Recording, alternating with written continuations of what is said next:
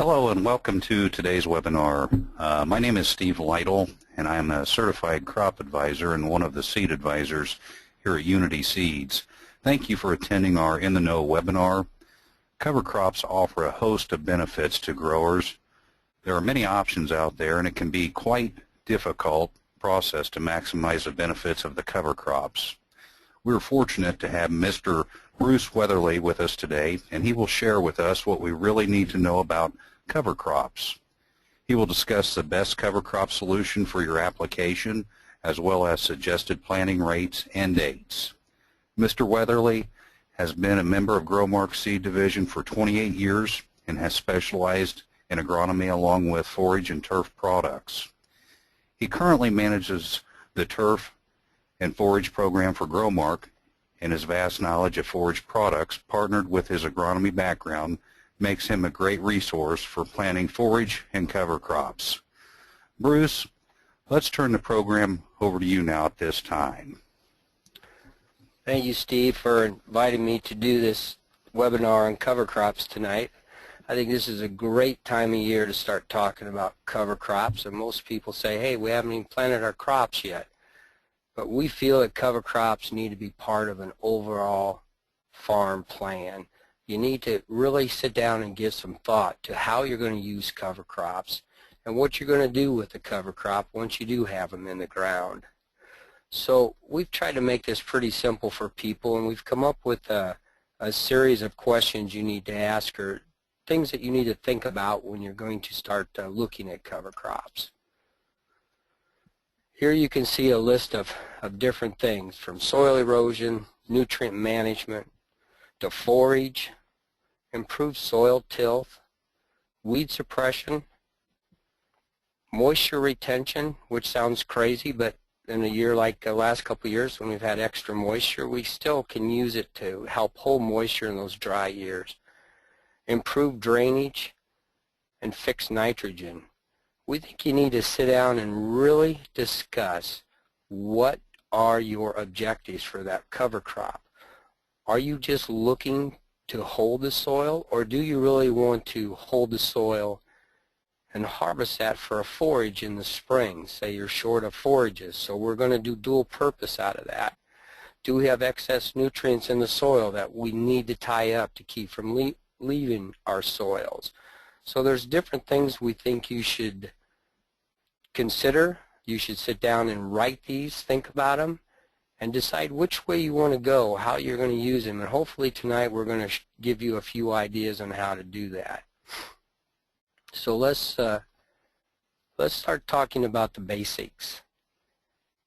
We hear a lot of things that cover crops. People think that they're magical items, but you know what? They're just seeds like everything else that we put in the ground.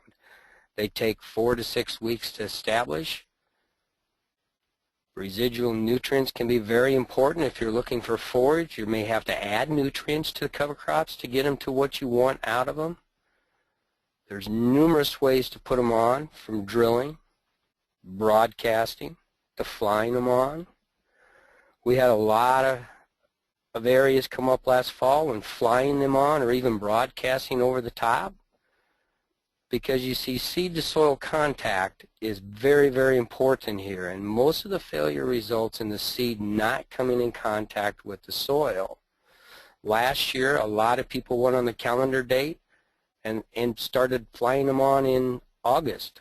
If anybody remembers the crop last year in most of our areas, the crop was still extremely green. It was delayed. It was green, which means there's no sunlight penetrating to the soil. A lot of that seed never even got in contact with the ground. So that's why you can see when we're talking about broadcasting or flying them on, we've upped our rate of application, because you are going to have some seed that gets tied up. Drilling is always the best, but we don't always wait till the crop comes out. So you just have to figure out which way works for you and then adjust your application rates to fit that. It's just like any other crop when we get to talking about cover crops. I mean, you need rain to germinate that seed. Sunlight, rain, the soil needs to be proper. needs to be warm, it's cool. A lot of guys will plant that seed too late in the year, and then they wonder why they didn't get a stand the next year. So you just have to think of cover crops as any other seed you're planting. Think about a calendar and backing that up from that killing frost so you get that seed up. You get moisture to it before the first frost comes. So let's start looking at some of the products that we have to offer and how they fit into your programs. Our #1 seller, and I think the #1 seller in the industry right now, is rye grain, cereal rye. It goes by a couple different names. Ours is called High Rye 500. It is probably without a doubt the most forgiving cover crop that you can have. It's the largest window of application. It seems like if you spill it on your driveway, it'll probably grow. Cereal rye just has a lot of good attributes to it when you're using it as a cover crop. So you can see it's fast to establish. Its roots are fairly deep, 3 to 6 inches. Almost always in our trade territory, survives till spring. It can be used as a dual purpose cover crop. We have a lot of guys that will plant it in the fall and then harvest it in the spring for forage. It's pretty easy to control. It says control before the seed sets. I think that's with any of the cover crops, but cereal rye is a little more forgiving as far as chemistry goes, and it is easy to take out. You can see we have a pretty broad window of 60 to 100 pounds per acre. You have to decide what you're trying to do. Are you holding soil? Are you on a bigger slope? Are you really going to harvest this product? As you harvest it, you want more of a stand, so you up the rate. Remember, this is one that you might have to feed if there's not enough nitrogen out there to get it if you're taking it as a forage crop. So that's another one of those things that you want to think about, and that's why we feel it's important always to sit down and talk about what you want out of your cover crop. The other one on the screen there is fall triticale. That's a cross between rye and wheat. You kind of get the best of both worlds there. If I was going to definitely take it for forage, this is the one that I would use. It also, as you can see, can be used for grazing. It's fairly new. We don't sell a lot of it in our territory, but it is gaining momentum as we do see more livestock coming into our area. We see more fall triticale go out. You see it does capture nitrogen. It has some P and K to it. Probably the thing you'll see here more often than not is that it's mixed with other things. Predominantly in our trade territory, that's turnips. However, it can be with radishes. We do find that because it's being used as a forage, a lot of times the customers like to use turnips because the cattle will graze those bulbs well into the winter. They'll forage for those bulbs on the turnips, so it works very well for that way. You can see that the seeding rate is 60 to 90 pounds. We'd like you to back off just a little bit off the 90 if you're going to add some turnips to it, but not to back that rate very far down if you're looking for the excellent forage out of it. So, spring oats. And some people wonder why we put spring oats up on as a cover crop, because spring oat fits into one of those categories where this rascal will just come out of the ground extremely fast. It's got a great root system. We often don't think of spring oats that way, but we're used to it in our country of using it as a cover crop for raising alfalfa and other things as a nurse crop. So it's got a great root system. It does capture nitrogen. It's used in those cases where you don't want your cover crop to overwinter. This is one of our non-chemical cover crops. A killing frost is going to take this thing right out, so you definitely would not want to plan on using this as a forage in the spring. You can see our drilling rates is anywhere from 40 to 50 pounds. We don't see many spring oats flown on. It doesn't work because of the weight of the seed. You don't get a lot of good seed to soil contact on it. So spring oats is one that we should just keep in the back of our mind. I know everybody's been using it for other reasons, but it can be a good cover crop in situations. Annual ryegrass. Annual ryegrass may be a dirty word to some of you when it comes to cover crops. Has a fantastic root structure. It captures the major nutrients and a little P and a little K. The biggest thing there is the rapid establishment of ryegrass. Ryegrass will get out of the ground extremely quick, which makes it one of the favorites for erosion control. As soon as I say that, you see it says kill before seed heads appear. I would star that one. This is one you do not want to let it go to seed head. It is terribly hard to control the more mature it gets. It's fairly easy to control at the right stages early on in the spring when it's just breaking dormancy. You still need to make sure you're using the proper chemicals on it. You drill this at 15 to 20 pounds to the acre and get great coverage out of it. You can see we've got a recommended seeding rate there or seeding depth of 1/4 to 1/2. Most of these seeds, if you think about it, the width of the seed, take a little seed, put it in your hand, 4 times the width of the seed is as deep as you ever want to plant that seed. So, next one is some of these that are just coming on the last couple years. Last year we didn't see as much movement in radishes as we have in the past couple, just because I think the commodity prices came down. Commodity prices come down, some of your cover crop expense also disappears, and radishes does add not terrible expense, but it is an added expense over, say, just putting cereal rye out there. But radishes definitely have a place in the cover crop seed. You just need to look at what a radish will do. Now you can see the one sitting on a bumper. That's a great, everybody would like to have those kind of radishes.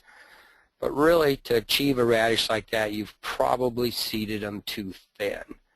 You would be much better off to have a very adequate stand of radishes that measured maybe 2 to 3 inches, maybe a whole 1/2 inch, 2 to 3 inches deep, that just ran that secondary root just 3 to 5 feet. They're just unbelievable root penetration on these on radishes.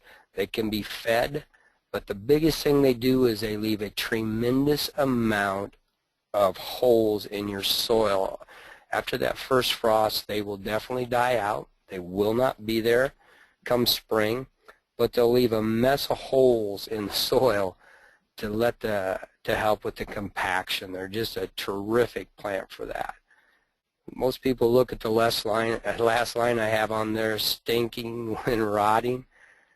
This is one of those that you really don't want to plant up around your landlord's house, unless of course you're in a battle with him, because as these things start to decay, they put off an odor, and if you've never smelled them, believe me, this is not something you want to have up around your house when they go to rotting. But this is often always mixed with cereal rye or triticale or another product. We very seldom see radishes go out by themselves. A non-chemical combination would definitely be spring oats and radishes, both of them to come up, give you some growth, get some soil penetration, and then die out at the really true first killing frost. So a good product to remember about that if you're not going to terminate them in the spring. Turnips, as we talked before, is using a lot of the triticale for forage. The bulb is very edible to livestock. It's amazing how they will forage that through the ground, but it also leaves that pretty good void in the soil to help relieve that compaction. Not quite as good as a radish when it comes to that, but a different type. It does help with that surface. You'll get a pretty good sized bulb, not quite as long as root system on it, but then it'll typically lay and decay just like that radish will, or it'll be eaten by livestock over. It does capture some NP and K as the radishes do. You can see that the seeding rate is 2 to 8 pounds per acre. It varies for what you're going to do with it. If you're going to forage it, put it with triticale, you'd probably stay in the middle there. If you backed off your triticale rate, you'd probably up these a little bit to get more seed out into the soil. So, crimson clover is one that's come back in. to the cover crop market. Some of that has to do with the pricing of the product and availability. It has not been price competitive to come into this market, but the price has come down. They are starting to grow more of it. We're seeing more of it come back into our area. We looked at a field in southern Illinois just a few days ago that overwintered, and it was the most beautiful field of clover you've ever seen. It is definitely going to fix nitrogen. You can see that it says that 68% of the nitrogen is in the top and 32% in the root. We start reading a lot of advertising and trying to decide how much these products will hold as far as nitrogen goes. It really, really depends on the maturity of that crop, what kind of growth you get out of that crop. So that nitrogen number will change drastically, your seeding rate, and how mature you let that crop get before you terminate it. So you need to pay attention to that. I'm trying to give generalities here, what you can expect. This is one, if you're going to use it, expect that it may overwinter in most areas. As we move north, it says there it's supposed to winter kill, but we have seen it even in our northern territory survive a mild winter with snow on it. So you can see the seeding rate is 20 to 30 pounds, and this is often used in a mix with other products, something that you're really just trying to tie up that extra nitrogen in the soil. Great product for that. So some of you might know and might not know is the Austrian winter peas. It is a true winter pea, which means if you plant it in the fall, it's going to make it through the winter and be there in the spring. It does fix nitrogen like the other legumes in that family. The residual is 2 to 3 years on that. Makes an excellent forage companion with some of the other crops. You could put it with triticale. It just fits a niche. This is one that's starting to grow. We're seeing more of it brought into the market here in just the last couple years. So again, we've got a recommended seed rate of 30 to 40 pounds to the acre. And most of our seeding recommendations, if you sit down and you ask the guys, you'll back to the lower end if you're putting it in a mix, and a lot of times you'll cut that back even more. So you need to sit down and ask your salesman what kind of mix you're using and let him help key that out for you. So hairy vetch. We don't see much hairy vetch, but it is one of these that's getting a lot of press as you run around to some of these national meetings. Again, it's because of it fixes nitrogen, does a great job of fixing nitrogen. As we hear more and more of the excess nutrients, and we read more and more in the paper about how the nitrates are running through our tiles and stuff, these kind of products I think are going to become more and more popular. You can see again, it is one of those crops where there's a lot retained in the top, so you cannot plant these and terminate them early. They must get out to maturity. They must be a very mature stand, have a lot of growth on them, have a good stand, not a thin stand, to really try to tie up the nitrogen if that seems to be a problem for you. As you can see, they do have really, really good root penetration to them. Use these on a lot of side hills now. The thing down there is you have to watch them because they will go to seed if you don't want to keep bringing them back and back. So we talked earlier about terminating, knowing to terminate these crops. That needs to be part of your plan. You need to figure out, am I going to let these go through winter? How am I going to handle it in the spring? Am I going to chemically take it out, or am I going to harvest it? Those are all things you need to consider as you're working through these issues. So those are our key products. Let me just talk a little bit about FS Seed for some of you maybe who haven't been familiar, but FS Seed is available through Unity Seeds. We are very, very proud of the fact that we have a registered seed technologist on staff. And for those of you who do not understand or know what that means, it means that every lot of seed that we buy from one of our suppliers is tested in our own laboratory by by our own RST. She'll go through and evaluate everything in the lot. She will identify every weed that's in the lot, and all the inert material, she'll understand what's in that. So when you get a tag from us, you can be assured that you're buying quality in that bag. Now, seed comes into our warehouse quite often. I would say since I've been involved with this, several loads have come in, and our RST will look at it and it'll have too much weed seed in for it. So we'll reject that load. Well, it's here in the Midwest. So where's it going? It's probably not going back to its point of origin. It's probably being sold to somebody else. There's not very many companies in the Midwest, and I don't know anybody that we directly come in contact with that has their own registered seed technologist on staff. We're very, very fortunate. So as we look at those products that we bring in, we choose them, the varieties for the Midwest. We pick them out of plots that we've seen them in. We know how they're going to grow here, but they're not grown locally. All of our cover crops come from another area. A lot of our cereal rye come out of the Dakotas. A lot of our peas and radishes and turnips, trick hill, come off the West Coast. We feel that's very important as this cover crop business continues to grow, because we're not bringing you any fresh or anybody else's weed seed. We know the weed spectrum where we buy our cover crops. We can tell you the weed seed that's in our bag. So the next time you buy a bag from somebody, if it's not us, ask them if they can tell you, when they have weeds listed on their tag, what the weeds actually are in that bag. We think that gives us a leg up on the industry. Now, as with anything, there's cautions. We hear, man, this cover crop business this is easy. Keep reading all these articles. Everybody's into cover crops. Everybody's telling you their radishes are better, or their turnips are better, or their cereal rye does this, or their ryegrass will get out of the ground faster. You need to not think about it so hard. I made the comment, do not overanalyze. Decide what you need on your farm, not your neighbor's farm, not what he's doing, but what you're doing.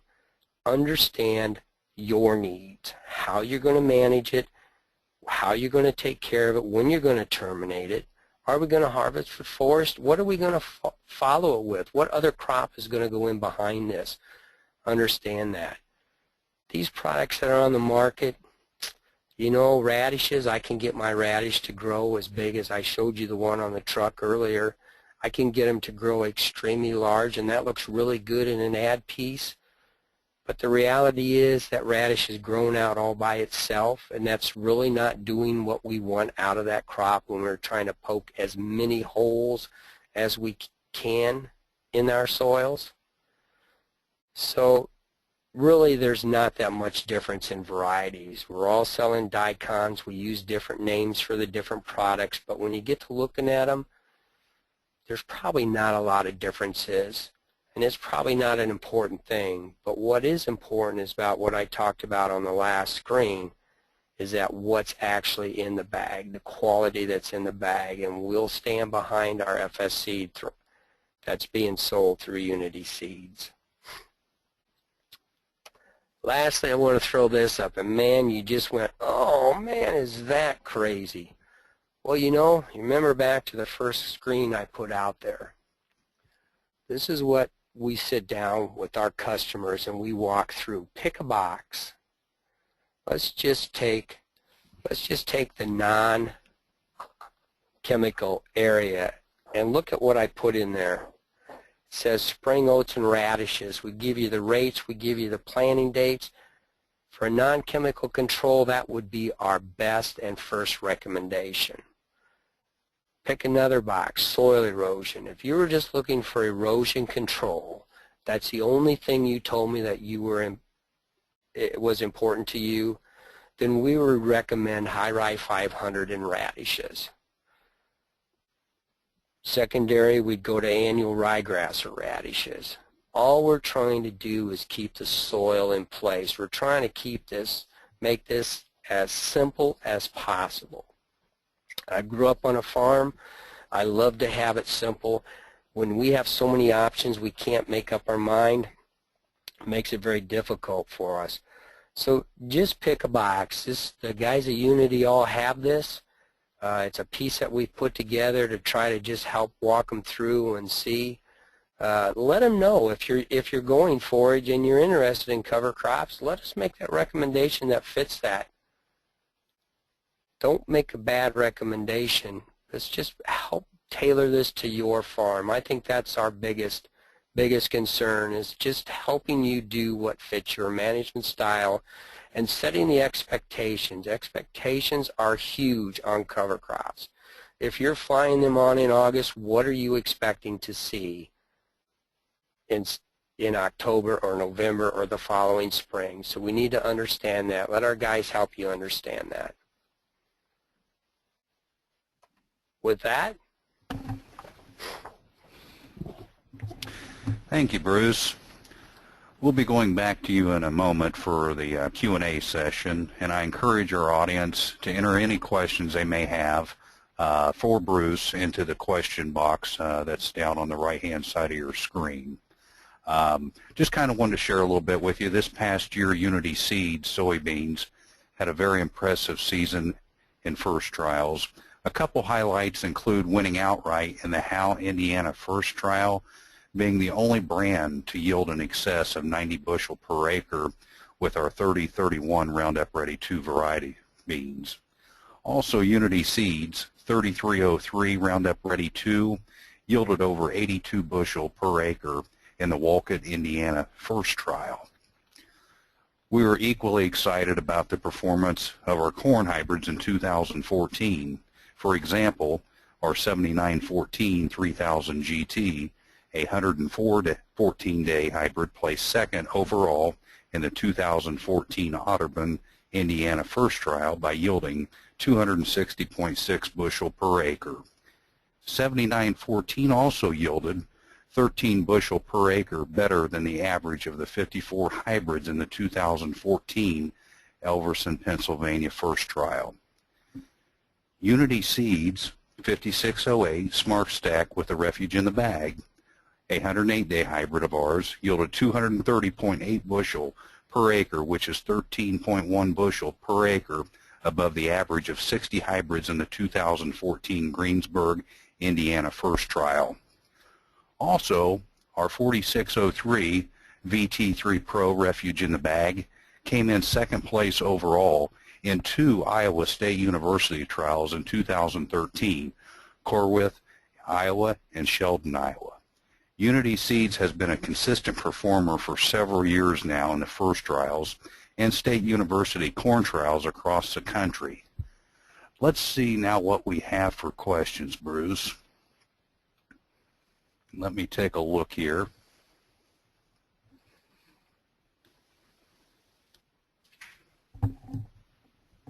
Okay. Bruce, here's our first question that just come in. How late can these cover crops be planted? well, we get that question quite often. I mean, we discuss, there's always suggested planting rates on there. Without a doubt, the High-Rye 500 can go the farthest into the year, into October. It has an ability to survive where most of them, you need that 4 to 6 weeks from a killing frost to get it back up. That would be my only exception, would be the High-Rye or the cereal rye type product that you could go a little bit later. But most of them, you're looking at last of September to 1st of October in most areas. So. Okay. All right. And our next question here, our next question reads, what are some trends out there right now in the market with cover crops that maybe you ought to maybe take a second look at or maybe have some concerns about? Maybe it's a trend. Well, you know, the annual ryegrass in a lot of areas doesn't get a lot of press because people feel it's too hard to kill, but we've got a large area that is is into the annual ryegrass, using it because its stability and its growth. You just have to remember how to handle that.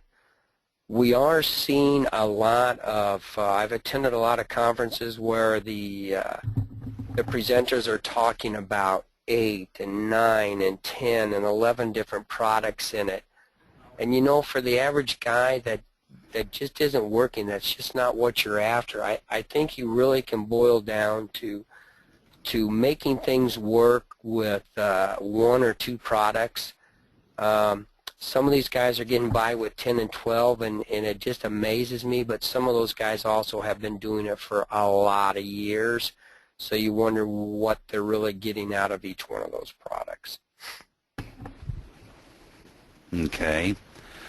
Looks like our next question we're going to go to, Bruce. Are cover crops gaining traction in like arid areas for like moisture retention? If so, what recommendations do you suggest for like a forage or a grazing or row crop or rotation, any of those topics that you want to go with, Bruce? Well, for moisture retention, you know, in our area, moisture retention hasn't been a concern. Last year it was, we had plenty of moisture. The year before it was way too much moisture, so they had trouble getting their cover crops out. I think there were some areas this last spring that had cover crops on the ground in the spring longer than they wanted before they could get put back in. But with an arid soil, anything that has got a decent root system to it, that's got a lot of foliage, you know, that can cover a lot, put a lot of mass out there to shade the ground, it's always beneficial to soil if we're convinced we're going into a dry period, an extended dry period. I can't answer it for what it is in the extreme arid areas, what they're doing down there. I just, quite frankly, I don't pay attention. Covering as big as areas we cover here in the Midwest, we try to stay up on what's happening here, and we just haven't had a lot of information from the arid side of this possibility yet. Okay, Bruce. Well, that looks to be the last of the questions there. Bruce, I want to thank you again for your knowledge. I can see it as very important that growers take time to plan ahead on what they want out of a cover crop and how they intend to terminate the cover crop. I'd also say that cover crops should be a part of a total farm crop plan, and I hope this presentation has provided some insight on an extremely valuable management tool that is available to all growers. Please check our website details on future webinars at unityseeds.com. Thank you for sharing some of your time with us. Please call one of our seed advisors here at Unity Seeds at 800-338-4558 for corn, soybean, alfalfa, sorghum, and cover crop seed recommendations for your farm. And remember to plant Unity Seeds for top value in your 2015 seed investment. Thank you.